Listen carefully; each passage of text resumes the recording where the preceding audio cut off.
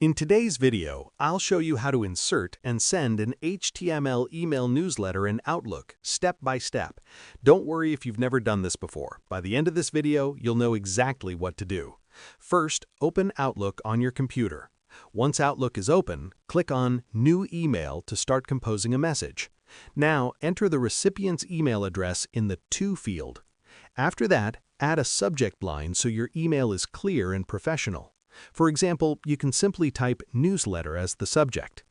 Next, click inside the email body. This is important because Outlook needs to know where to place the content. At the top of the window, go to the Insert tab. From there, look for the Attach File option and click on it. Now, choose the HTML newsletter file from your computer and upload it. Once it's inserted, Outlook will display the HTML content directly inside the email body. After the newsletter appears, you can scroll through it and make sure everything looks correct.